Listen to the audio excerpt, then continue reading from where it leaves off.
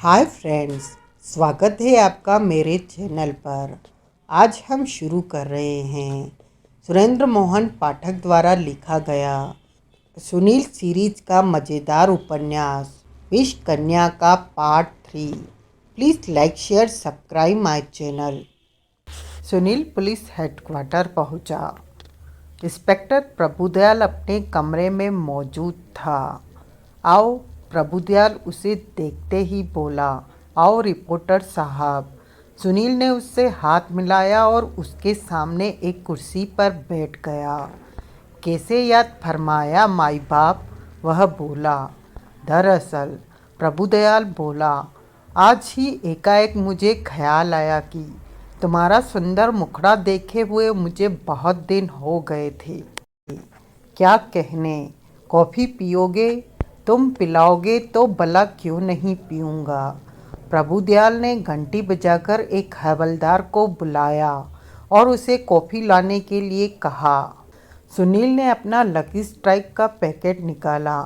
अपने विशिष्ट अंदाज में उसे झटककर उसने एक सिगरेट पैकेट से आधा बाहर निकाला और पैकेट प्रभुदयाल की ओर बढ़ाया।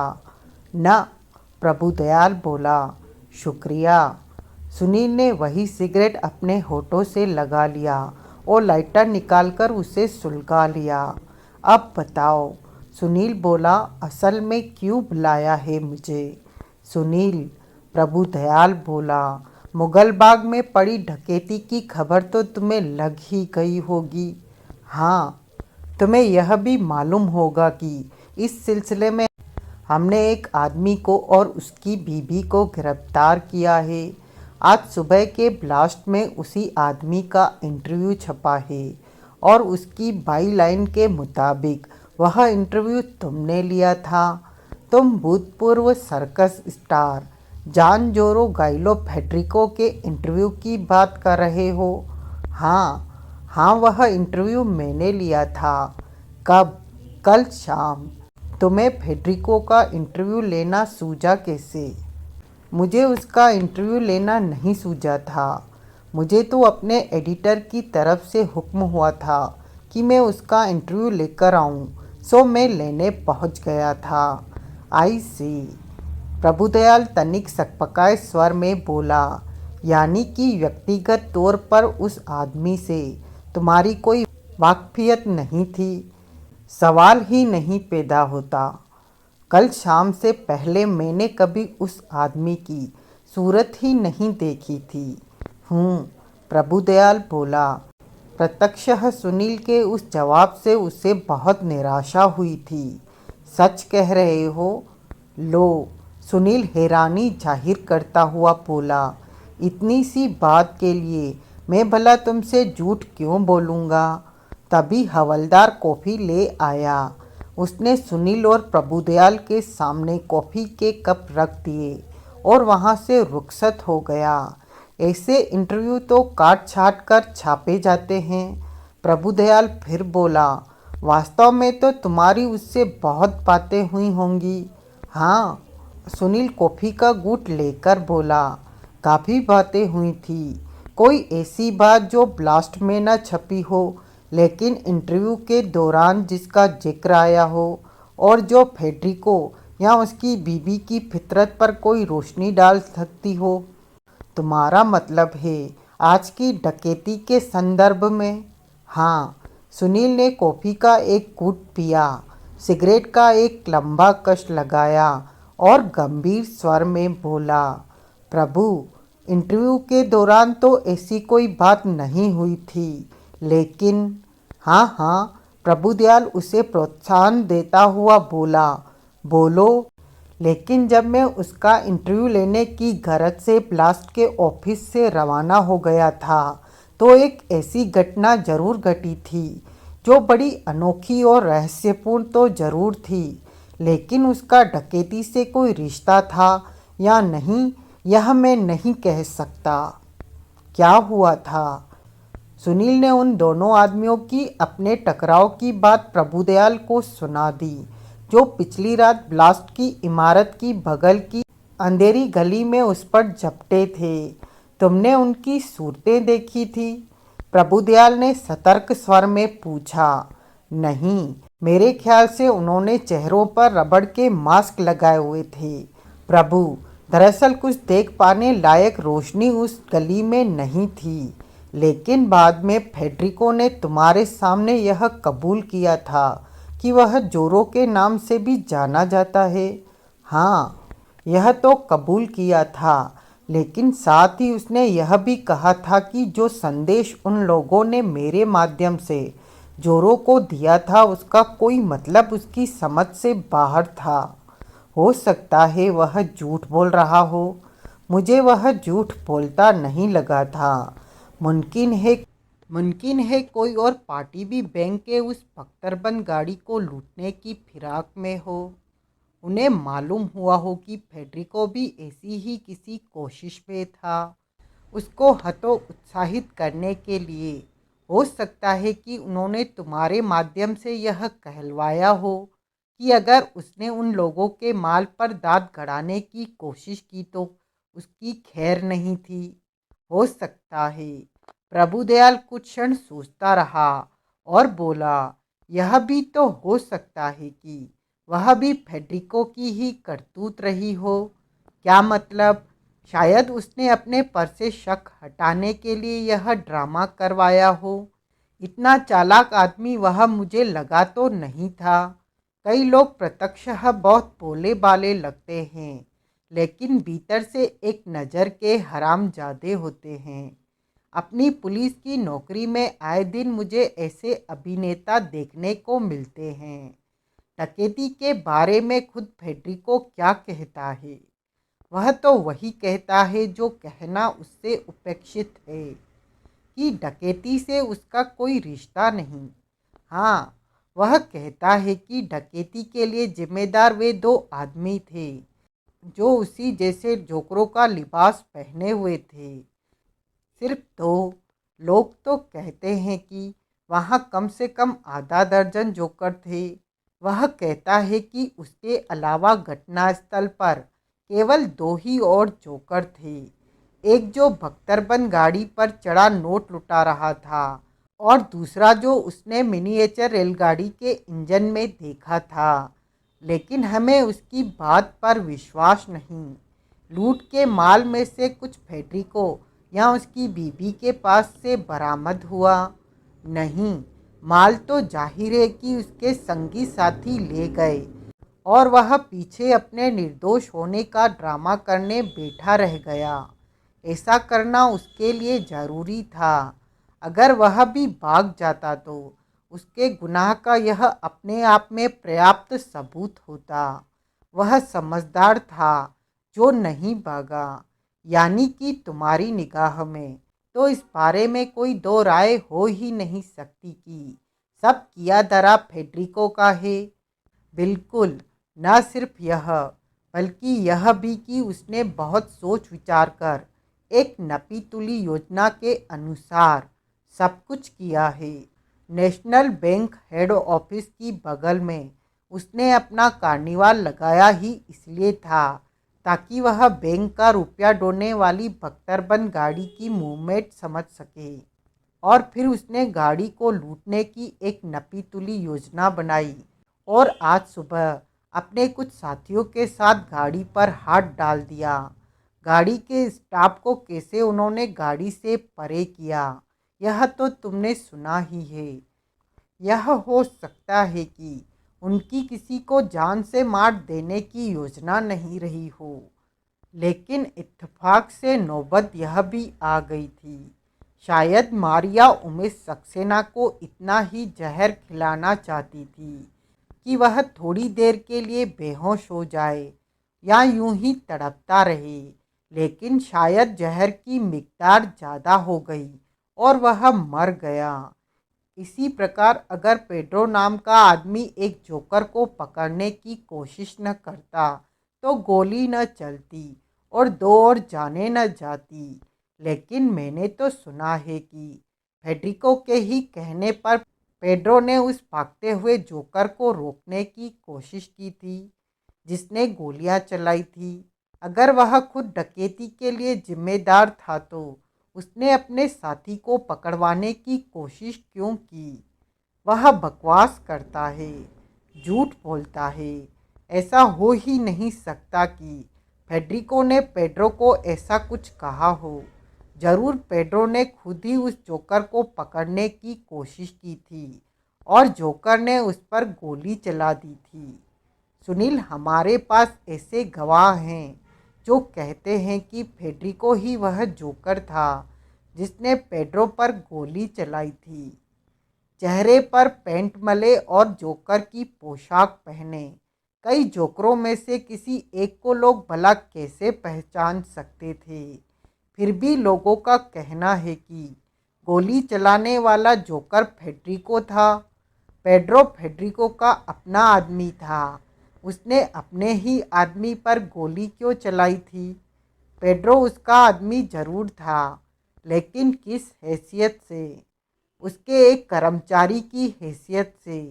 शायद उसने पेड्रो को डकैती में शामिल किए जाने के काबिल नहीं समझा था और पेड्रो को भी नहीं मालूम था कि सारा किया धरा उसके एम्प्लॉयर का था। इसलिए उसने फेडरिको को पकड़ने की कोशिश की और इसीलिए फेडरिको को उस पर गोली चलानी पड़ी। लेकिन गोली चलाने के बाद जब फेडरिको बच ही निकला था तो वह वापस क्यों लौटा? यह भ्रम बनाए रखने के लिए कि डकैती से उसका कोई रिश्ता नहीं था। मैंने पहले ही कहा है कि अगर वह भाग जाता तो यही उसके खिलाफ सबसे बड़ा सबूत होता। सुनील ने कॉफ़ी का आखिरी घुट पीकर कप एक और सरका दिया और नया सिगरेट सुलगाता हुआ बोला, प्रभु तुम कुछ भी कहो, लेकिन मुझे यही लगता है कि फेडरिको को फंसाया जा रहा है। अगर ऐसा है तो यह भी बताओ कि कौन फंसा रहा है उसे? क्या रमेश सक्सेना या मोहर सिंह? रिपोर्टर साहब, दोनों बैंक के बड़े आजमाए हुए और पूरे भरोसे के कर्मचारी हैं और उन्होंने अपनी नौकरी में लूटी रकम से कहीं ज़्यादा बड़ी बड़ी रकमें ढोई हैं।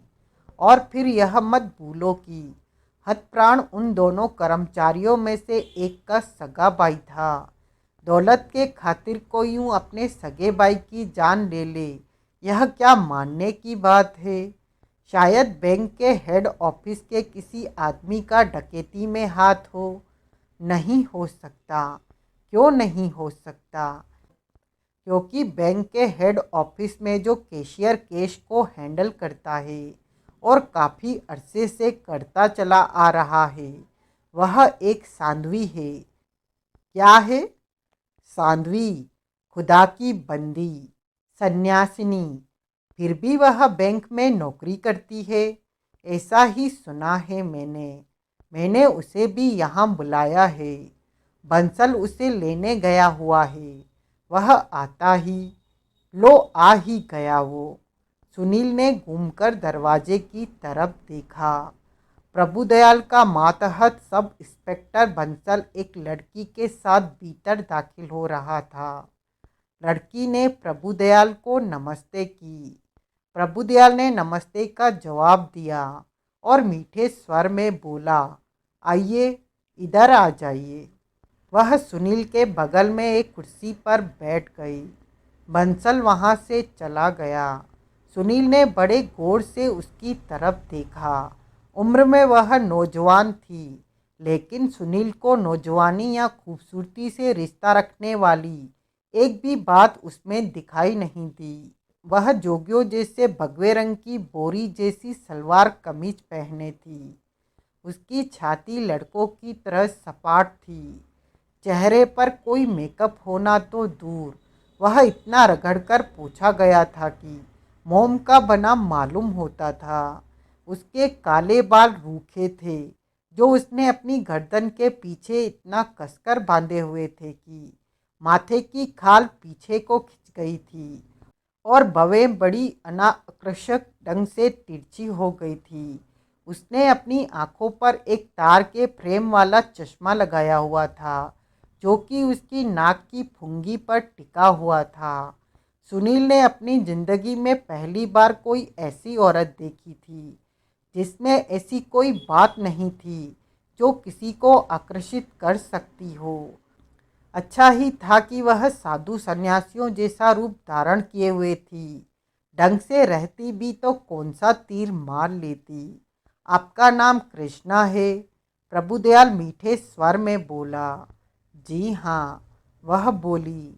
सुनील ने नोट किया कि उसकी आवाज़ भी उसके बाकी व्यक्तित्व जैसी रूखी और अनाकर्षक थी।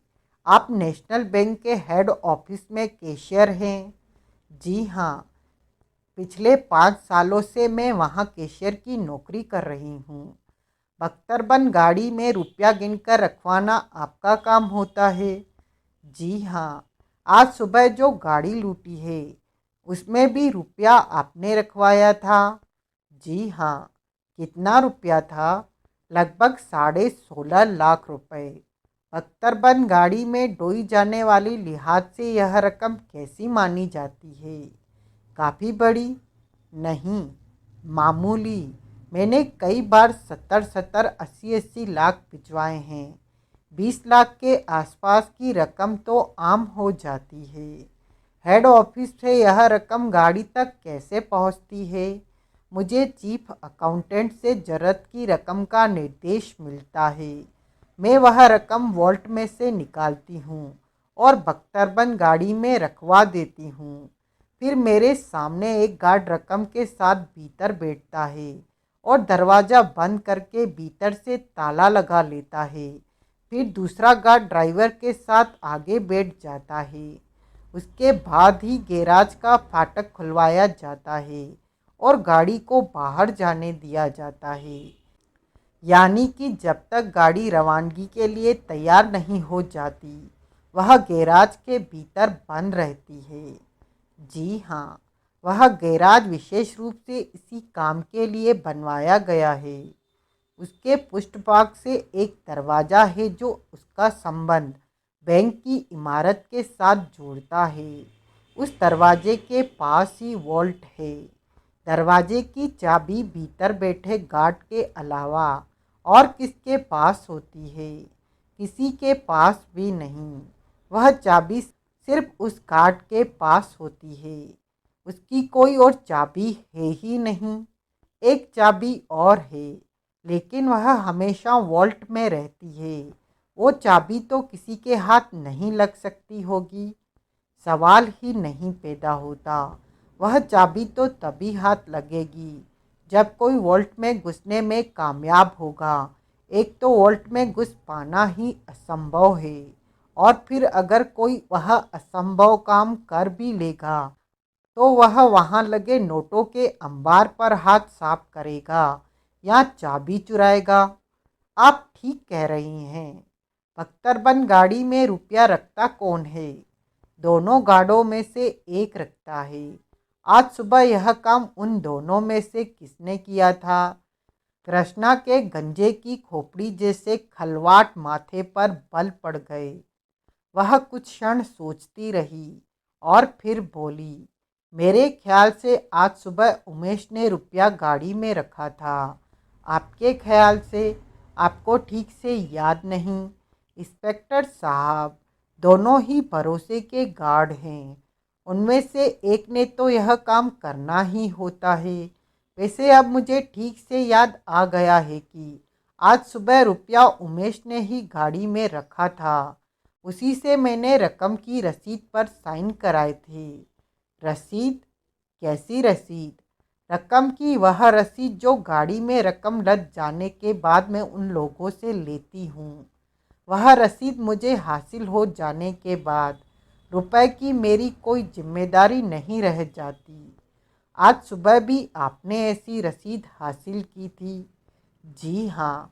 जब तक वह रसीद मेरे हाथ में न आ जाए तब तक बख्तरबंद गाड़ी गैरेज से बाहर नहीं निकल सकती। आज सुबह वह रसीद किसने साइन की थी? मैंने बताया तो, उमेश ने। उमेश वह गार्ड है ना जो मर गया? हाँ, बेचारा। उसने अपने बैग में से एक रुमाल निकाला और अपना चश्मा उतारकर अपनी आंखें पोंछने लगी। आपको उमेश की मौत का अफसोस है? कृष्णा की आंखों से और आंसू बह निकले। उसने धीरे से सहमति में सिर हिलाया और फिर बर्राए स्वर में बोली, बेचारा बहुत अच्छा लड़का था। मेरे साथ हमेशा बड़े स्नेह भाव से पेश आता था। बैंक में उसकी उम्र के लड़के तो मेरा मजाक तक उड़ा देते थे, लेकिन उमेश ने कभी कोई ऐसी बात नहीं की थी जो शालीनता और सदाचार के खिलाफ हो। मैं तो कहती हूँ कि जिस औरत ने उसे जहर खिलाया है, भगवान उसे नर्क में भी जगह न दे। इंस्पेक्टर साहब, इंसाफ के खातिर आपको चाहिए कि आप उस औरत को और उसके पति को जल्द से जल्द फांसी पर चढ़ाने का इंतजाम करें। आप खातिर जमा रखिए।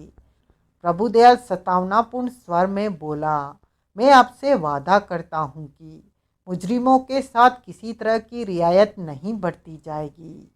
कृष्णा खामोश रही। उसने एक बार जोर से अपनी आंखें पोंछी और चश्मा फिर नाक पर टिका लिया।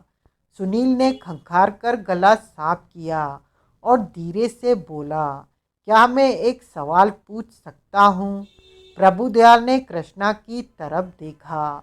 कृष्णा ने सहमति में सिर हिलाया तो वह बोला, ये मिस्टर सुनील है, ये ब्लास्ट के रिपोर्टर हैं।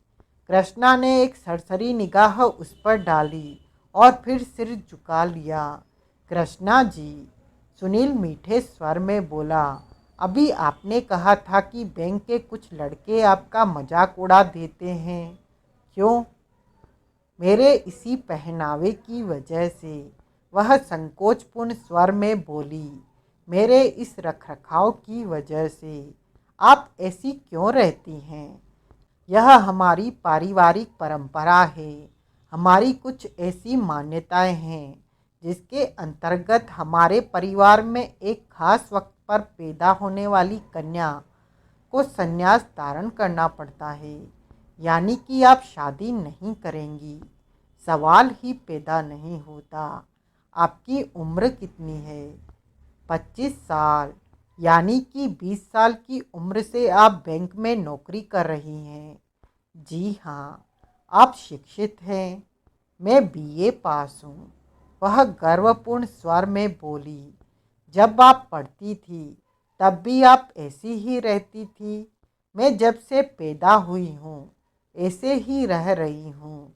लेकिन यह कैसा संन्यास है कि आप बैंक में नौकरी करती हैं। इस प्रकार मोह माया का त्याग तो न हुआ। मोह माया का त्याग अंतर से होता है और बैंक की नौकरी करने के पीछे एक मजबूरी है जो मैं आपको समझा नहीं सकती। लगता है आपके इस धर्म में गृहस्थ आश्रम में ही प्रवेश की पाबंदी है। बाकी आप सब कुछ कर सकती हैं। आप कुछ भी समझ सकते हैं। लगता है आप मेरी बात का बुरा मान गई। मैं किसी बात का बुरा नहीं मानती। वह निर्विकार भाव से बोली, इस प्रकार के राग द्वेष से मैं परे हूँ। यह तो सच नहीं है। अभी आपने फेडरिको और उसकी पत्नी मारिया के खिलाफ इतना आक्रोश प्रकट किया था। आप उनके कृत्यों को निर्विकार भाव से नहीं देख पाई। आप तो चाहती हैं कि वे दोनों जल्द से जल्द फांसी पर लटक जाएं। खुदा के बंदे तो ऐसी बातें नहीं करते। यह तो संसारी जीवों जैसी बातें हुई। आप ठीक कह रहे हैं। मैं बहक गई। मुझे पश्चाताप करना होगा। क्या पश्चाताप करेंगी आप? मैं अपने आप को सजा दूंगी। कैसी सजा? कृष्णा ने उत्तर नहीं दिया। आपके परिवार में और कौन कौन है? सुनील ने नया सवाल किया। कोई भी नहीं। वह धीरे से बोली, मैं संसार में एकदम अकेली हूँ। कुछ समय पहले तक मेरी दादी मेरे साथ थी, लेकिन उनके देहांत के साथ वह साथ भी छूट गया। ओह! सुनील सहानुभूति स्वर में बोला, आप रहती कहाँ है कृष्णा जी? हरनबी रोड पर मेरा एक फ्लैट है जो मेरी दादी मेरे लिए छोड़ गई है। मकान नंबर 23, फ्लैट नंबर 7, तीसरी मंजिल। और सुनील उससे किसी ऐसे जवाब की उम्मीद कर रहा था कि फला मंदिर के कंपाउंड में मेरी एक कुटिया है। कृष्णा जी, प्रत्यक्ष वह बोला, अगर आपके बारे में हम अपने अखबार में कुछ छापे तो आपको कोई एतराज़ होगा? मुझे सख्त एतराज़ होगा। एकाएक उसका स्वर कठोर हो उठा। लेकिन मुझे पब्लिसिटी पसंद नहीं। मैं खामोशी की ज़िंदगी जीना चाहती हूँ। मैं लोगों की चर्चा का विषय नहीं बनना चाहती। ठीक है, मर्जी आपकी। अब मुझे इजाज़त है। कृष्णा प्रभु दयाल से बोली। जी हाँ, जी हाँ, प्रभुदयाल हड़बड़ाकर बोला। मैं अभी आपको वापस भिजवाने का इंतजाम करता हूँ। आप तकलीफ न कीजिए। वह उठती हुई बोली। मैं खुद चली जाऊंगी। नहीं नहीं, तकलीफ की कोई बात नहीं है। बंसल, सब इंस्पेक्टर बंसल फौरन कमरे में दाखिल हुआ। इन्हें घर छोड़कर आओ, प्रभुदयाल ने आदेश दिया। बंसल ने सहमति से सिर हिलाया और कृष्णा से बोला, आइए। कृष्णा प्रभुदयाल का अभिवादन करके दरवाजे की तरफ बढ़ी। प्रणाम कृष्णा जी, सुनील पीछे से बोला। कृष्णा वापस घूमी। उसने गौर से सुनील की सूरत देखी और बड़े सर्द स्वर में बोली, आप मेरा मजाक उड़ाने की कोशिश कर रहे हैं? हरगिज नहीं। सुनील हड़बड़ाकर बोला, मैं आपके बैंक के लड़कों जैसा नहीं। कृष्णा ने कुछ कहने के लिए मुंह खोला, लेकिन फिर कुछ सोचकर उसने अपना इरादा बदल दिया। उसके जबड़े बिछ गए और फिर घूमकर तेजी से वहां से बाहर निकल गई। सुनील ने एक नया सिगरेट सुलगाया और उसका ढेर सारा धुआं उगलता हुआ बोला, कमाल है। सारा दिन बैंक में बैठी नोट गिनती है, लेकिन सांसारिक मोह माया से दूर साध्वी है, सन्यासिनी है। इसी बात में तो इसका असली इम्तिहान है। जो सांसारिक प्रलोभनों के बीच रहकर भी निर्लिप्त रह सके, वही सच्चा सन्यासी है। अगर ऐसी बात है तो जोगियों जैसे बाना पहनने की क्या जरूरत है? साधारण संसारी जीवों की तरह रहकर भी तो मन को निर्मल रखा जा सकता है। अरे बिचारी, कुछ पारिवारिक मजबूरी भी तो बता रही थी। क्या पता ऐसा बाना पहनने के लिए मजबूर किया जाता हो। कौन मजबूर करता होगा उसे? वह तो कहती है उसका कोई होता सोता है नहीं। पहले जो था, पहले उसे वह हुलिया बनाकर रखने के लिए मजबूर किया जाता होगा, लेकिन अब उसे आदत पड़ गई होगी। लेकिन अरे छोड़िए भी, हमने उसके व्यक्तिगत रखरखाव से क्या लेना देना है? मुझे अफसोस होता है। किस बात का? चूहिया जैसी लड़की है वो। कोई खूबसूरत नौजवान लड़की उस आलम में होती तो अफसोस की बात भी थी। वह तो इसलिए लड़की है क्योंकि खुदा ने उसे औरत बनाया है, नहीं तो रखा क्या है उसमें? और फिर और वह अपना सन्यासी वाला चोला उतारकर गृहस्थ बनना स्वीकार भी कर ले तो कौन सा तीर मार लेगी वो? तुम शादी कर लोगे उससे? तौबा, सुनील हड़बड़ाकर बोला, मुझे जवानी में निर्वाण को प्राप्त नहीं होना। There you are. प्रभु उस डॉक्टर का पता चला जिसने घटनास्थल पर उमेश का इलाज करने की कोशिश की थी? नहीं चला। वह तो उमेश के प्राण निकलते ही फौरन बाद से वहां से गधे के सिर के सींग की तरह गायब हो गया था। उसने ऐसा क्यों किया? शायद किसी संभावित जिम्मेदारी से बचने के लिए। हमारी सोसाइटी में कई लोग पुलिस को भूत प्रेत जैसा कुछ समझते हैं और आदतन पुलिस के फेर में पड़ने से बचने की कोशिश करते हैं। उसको तलाश करने की कोशिश तो की गई होगी। क्या कोशिश करें हम? फिलहाल तो हमने टेलीफोन डायरेक्टरी ही देखी है। उसमें तो आहूजा नाम का कोई डॉक्टर दर्ज नहीं है। सारा राजनगर तो उस डॉक्टर की तलाश में छाना नहीं जा सकता, लेकिन कल कम से कम मुगल बाग के इलाके में उसके बारे में पूछताछ करने का मेरा इरादा है। अब मेरे लायक कोई और सेवा सेवा करना तो हमारा काम है। रिपोर्टर साहब, सेवक तो हम आपके बेटे हैं। आप तो हम पर इतनी मेहरबानी कीजिए। फेडरिको के इंटरव्यू को ज़रा फिर से याद करने की कोशिश कीजिएगा, और अगर आपको कोई ऐसी बात जो आज की डकैती की घटना पर प्रकाश डाल सकती हो याद आ जाए तो बराए मेहरबानी हमें फ़ौरन खबर कीजिएगा। ज़रूर। अब क्या मैं एक दरख्वास्त कर सकता हूँ? क्या क्या मैं 1 मिनट के लिए फेडरिको और उसकी बीबी से मिल सकता हूँ? प्रभुदयाल हिचकिचाया। प्रभु प्लीज़, यह मेरी नौकरी का सवाल है। अच्छा, प्रभुदयाल उठता हुआ बोला, मैं इंतजाम करता हूँ।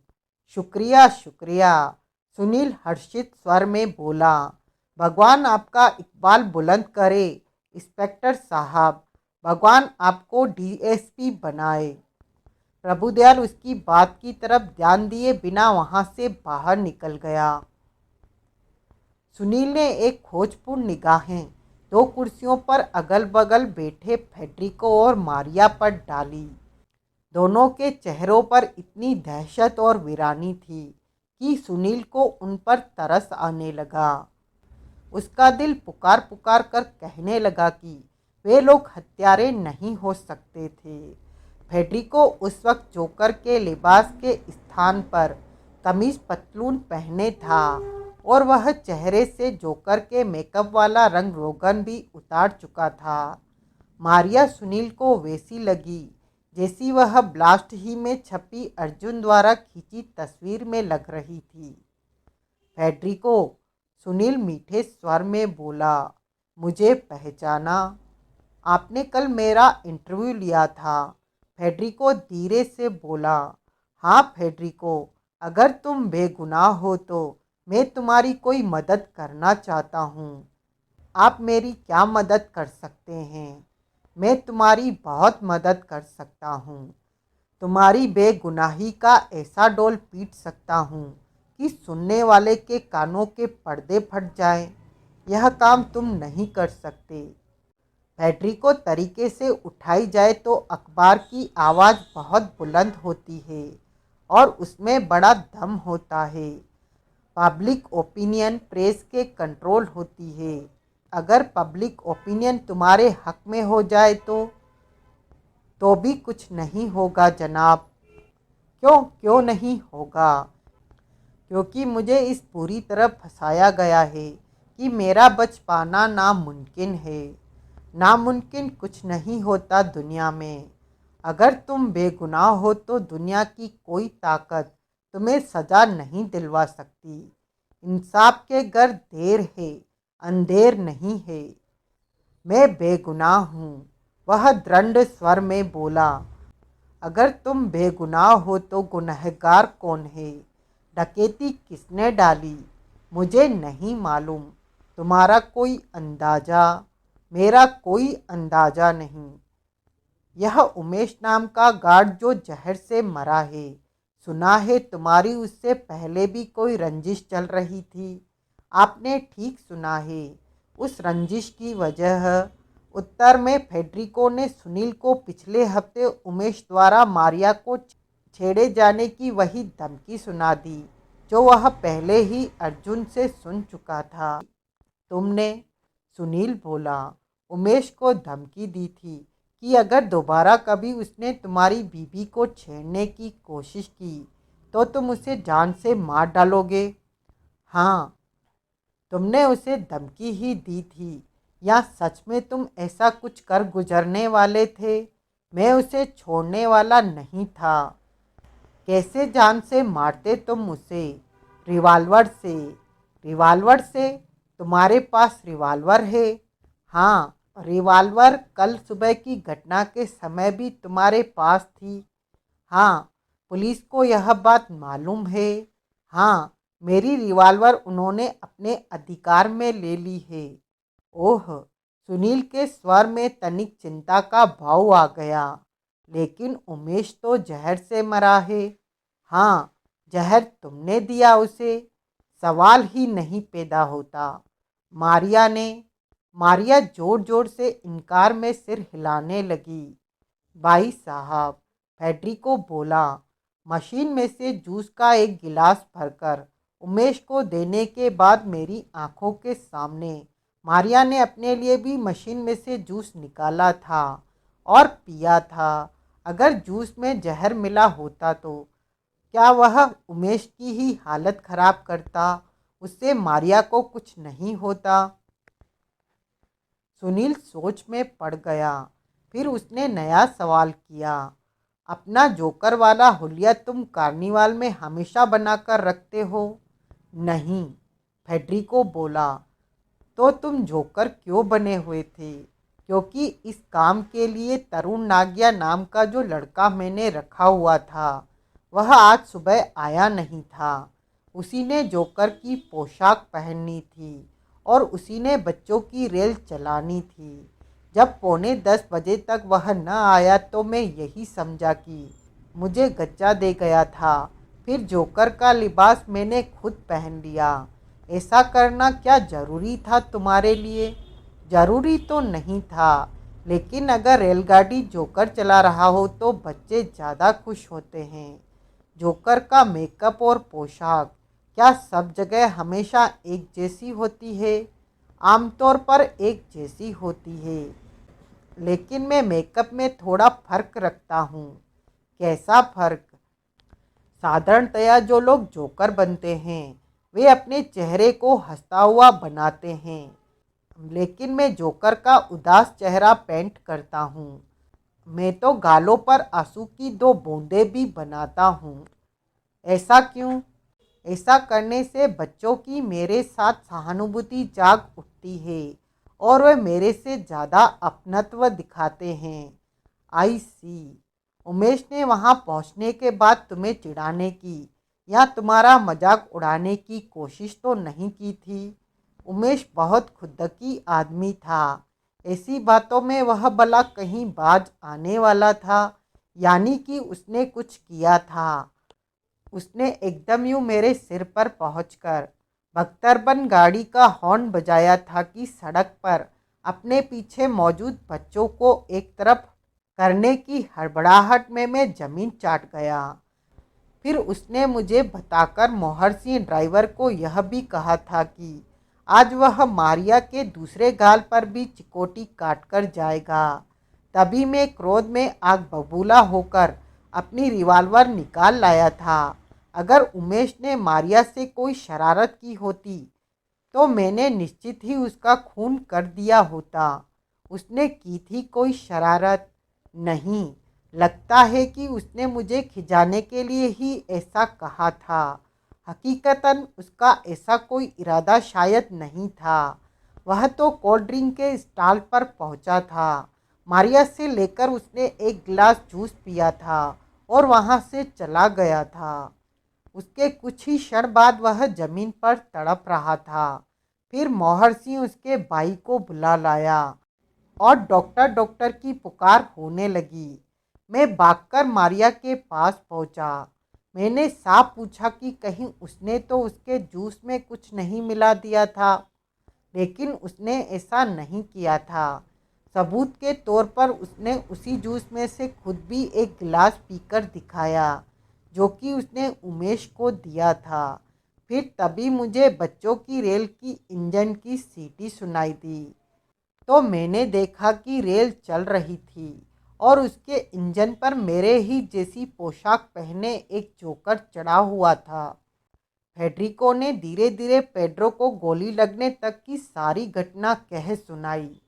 बाद में वह बोला, जब मैं पेड्रो की लाश के साथ मारिया के साथ बैठा हुआ था तो पगलाए सांड की तरह रमेश वहां पहुंचा और डकैती और अपने भाई की मौत का जिम्मेदार ठहराता हुआ मुझे बुरी तरह पीटने लगा। हूँ। तुमने घटनास्थल पर कितने जोकर देखे? 2। एक जिसने रेल चलाई थी और दूसरा जो बख्तरबंद गाड़ी पर चढ़ा नोट लुटा रहा था। गोली कौन से जोकर ने चलाई थी? मेरे ख्याल से उसने जो बख्तरबंद गाड़ी पर चढ़ा नोट लुटा रहा था। तुमने दोनों जोकरों में से किसी की सूरत देखी थी? नहीं, मैं उनमें से किसी के करीब भी नहीं पहुंच पाया था। लेकिन लेकिन क्या? लेकिन पेड्रो कहता था कि उसने उस जोकर को देखा था जिसने कि उस पर गोली चलाई थी। मरने से पहले उसने मुझे साफ कहा था कि उस जोकर को न सिर्फ उसने देखा था बल्कि पहचाना भी था। यह नई बात थी जो शायद अभी पुलिस को भी नहीं मालूम थी। उसने बताया था कि कौन था वो? सुनील ने व्यग्र भाव से पूछा। उसने कहा था वो छोकरा था। छोकरा कौन? यह सवाल उससे मैंने भी किया था, लेकिन कोई जवाब दे पाने से पहले ही पेड्रो के प्राण निकल गए थे। ओह, सुनील निराश स्वर में बोला। लेकिन भाई साहब, एक बात है, फेडरिको बोला। क्या? छोकरा कहकर पेड्रो तरुण नागिया को पुकारा करता था। तरुण नागिया, वो लड़का जो तुमने रेल चलाने के लिए रखा हुआ था, जो आज आया नहीं था? जी हाँ, वही। कोई पता ठिकाना मालूम है उसका? मैं कभी उसके घर तो नहीं गया, लेकिन उसने मुझे बताया था कि वह विक्रमपुरे की 10 नंबर इमारत में रहता था। तरुण को तुम्हारे पास काम करते हुए कितना अरसा हो गया था? मुश्किल से 2 हफ्ते। उसका हुलिया बयान कर सकते हो? फेडरिको बड़ी बारीकी से तरुण नागिया का हुलिया बयान करने लगा। विक्रमपुरे की 10 नंबर इमारत सुनील ने बड़ी सहूलियत से तलाश कर ली। वह एक 3 मंजिली इमारत थी जिसमें कई किराएदार थे और जिसका एक कमरा तरुण नागिया के पास था। वह उस वक्त अपने कमरे में नहीं था। पूछताछ करने पर सुनील को सबसे पहले यही मालूम हुआ कि आजकल वह किसी कार्निवल में काम करता था। इससे सुनील को तसल्ली हो गई कि वह किसी गलत तरुण नागिया के फिराक में नहीं था, और पूछताछ करने पर मालूम हुआ कि वह पिछले शुक्रवार से घर में नहीं देखा गया था। आखिरी बार जब वह वहां आया तो वह एक नीले रंग की फिएट चला रहा था। उसने बड़ी दोस्त से किसी और किराएदार को बताया था कि वह फिएट उसकी एक बहुत ऊंचे दर्जे की गर्लफ्रेंड की थी। उस गर्लफ्रेंड का जेरी में झील के किनारे अपना केबिन था और वह तफरीह के लिए उस केबिन में आमंत्रित था। प्रत्यक्ष हर किसी को इस बात पर बड़ी हैरानी हुई थी कि कार्निवाल में काम करने वाले उस छोकरे की कोई कार वाली गर्लफ्रेंड थी। एक ने तो यहाँ तक कहा था कि शायद वह कार्निवाल की नौकरी छोड़कर किसी का ड्राइवर बन गया था और खामखा ही फूंक देने के लिए अपनी मालकिन को अपनी गर्लफ्रेंड बता रहा था। कार के बारे में काफ़ी पूछताछ करने के बावजूद भी सुनील को और कुछ न मालूम हो सका। वह मुगल बाग पहुंचा। वहां बैंक बंद हो चुका था। कार्निवाल उजाड़ पड़ा था, लेकिन शॉपिंग सेंटर अभी भी खुला था। सुनील ने शॉपिंग सेंटर के किसी जिम्मेदार आदमी से बातचीत करने की कोशिश में पूछताछ की, तो उसे राय दी गई कि इस संदर्भ में सेंटर के सिक्योरिटी ऑफिसर से बात करे। वह सिक्योरिटी ऑफिसर के कबूतरे के दड़बे जैसे छोटे ऑफिस में पहुंचा। सिक्योरिटी ऑफिसर का नाम दिलीप दत्त था और वह लगभग 30 साल का हट्टा कट्टा तंदुरुस्त नौजवान था। सुनील ने उसे अपना परिचय दिया तो वह तनिक रिक्त स्वर में बोला, अभी भी क्या कोई कसर रह गई है साहब? सारे दिन भर में प्रेस रिपोर्टरों के सवालों के जवाब ही देता चला आ रहा हूँ। बंदा नवाज, सुनील मीठे स्वर में बोला, जहाँ आपने इतनी जहमत उठाई है वहाँ थोड़ी और जहमत ही सही। अच्छी बात है। आप बताइए, आप क्या पूछना चाहते हैं? डकैती पड़ते आपने अपनी आँखों से देखी थी? कुछ आंखों से देखा था और कुछ वह मेज पर पड़े ब्लास्ट के इवनिंग एडिशन की ओर संकेत करता हुआ बोला, आप ही के अखबार में पढ़ा था।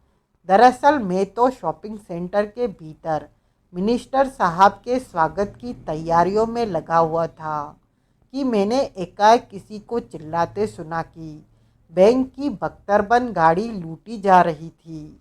मैं दौड़ता हुआ बाहर पहुंचा था, लेकिन तब तक जो होना था वो हो चुका था। आपको यह तो मालूम होगा कि जिन लोगों ने डकैती डाली वो जोकरों की पोशाक में थे। हाँ, कितने जोकर देखे थे आपने?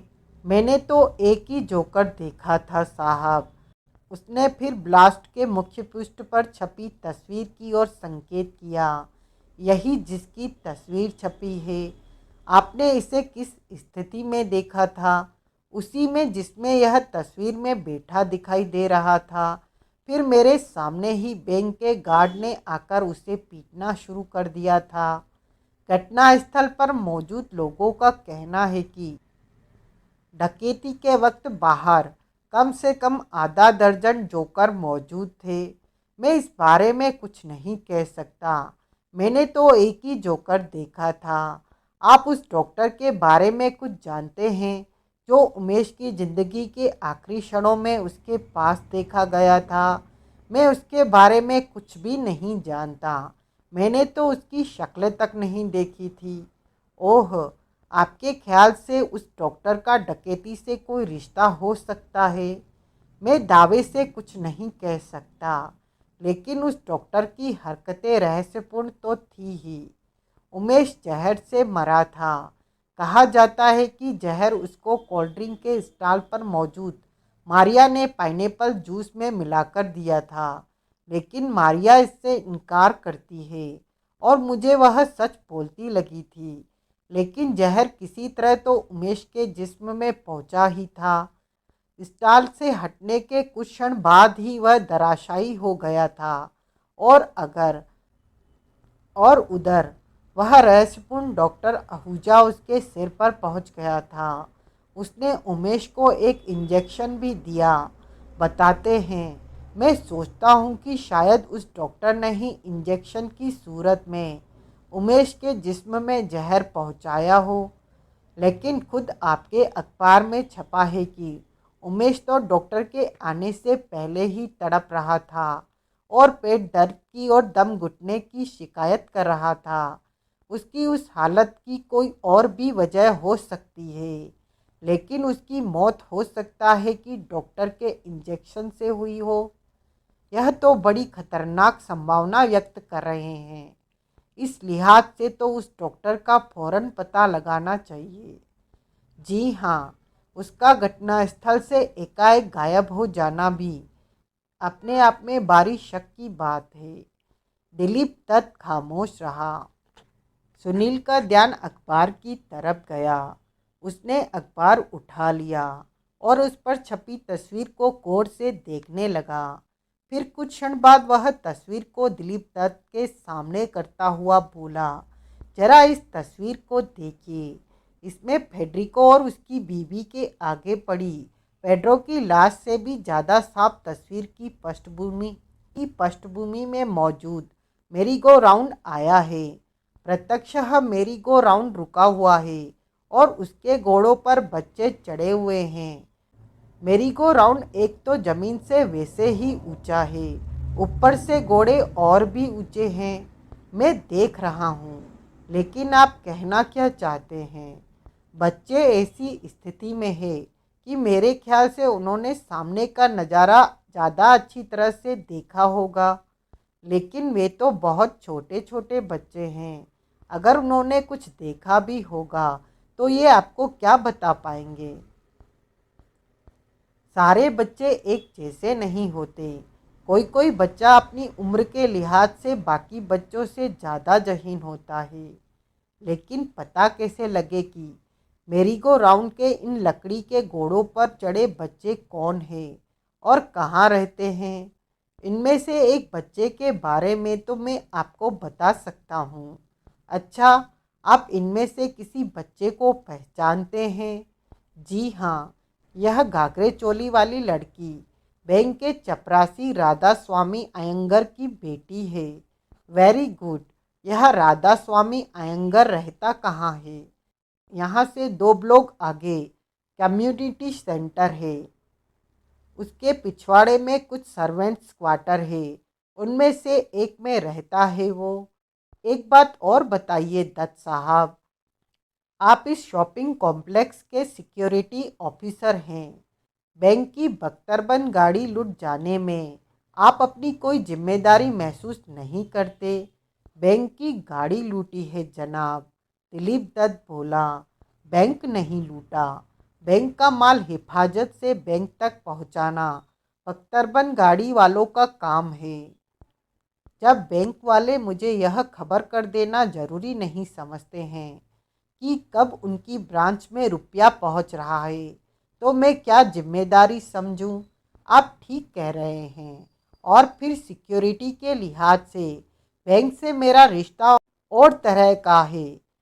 मैं बैंक की अचल संपत्ति को नुकसान या उसकी चोरी के लिए जिम्मेदार हूँ। जो कुछ हुआ है उसके लिए बैंक वालों का सिक्योरिटी का इंतजाम था। आई सी। अब एक बात आप मुझे भी बताइए। ज़रूर पूछिए। आप एक प्रेस रिपोर्टर हैं, इस लिहाज से आप इस बैंक की ज़रा ज़्यादा ही बारीकी से छानबीन नहीं कर रहे? अगर ऐसा है भी तो इसमें असाधारण बात क्या है? सुनील तनिक सकपकाकर बोला।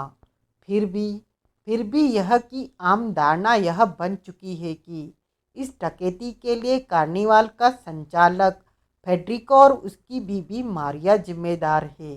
लेकिन मेरा दृढ़ विश्वास है कि वे दोनों बेगुनाह हैं। इस विश्वास का आधार है, लेकिन वह उसी की समझ में आ सकता है। अंडरडॉग से हमदर्दी जिसकी फितरत में शामिल हो। दिलीप दत्त खामोश रहा। और फिर इन्वेस्टिगेटिव रिपोर्ट ब्लास्ट की खासियत है। इन्वेस्टिगेटिव रिपोर्ट बड़ा चमकदार और लुभावना लफ्ज है। सादी जुबान में इसे बाल की खाल निकालना भी कहा जा सकता है। चलिए ऐसा ही सही। सुनील मुस्कुराकर बोला। लेकिन आपको क्या एतराज़ है इसमें? नहीं नहीं, वह हड़बड़ाकर बोला। मुझे भला एतराज़ क्यों होने लगा? वार्तालाप वहीं समाप्त हो गया। चैप्टर 2। अगली सुबह सुनील फिर मुगल बाग पहुंचा। आज की कहानी बस यहीं तक। आगे की कहानी जानने के लिए बने रहिए मेरे साथ। अगर आपको यह नावल पसंद आया हो तो please like share subscribe my channel.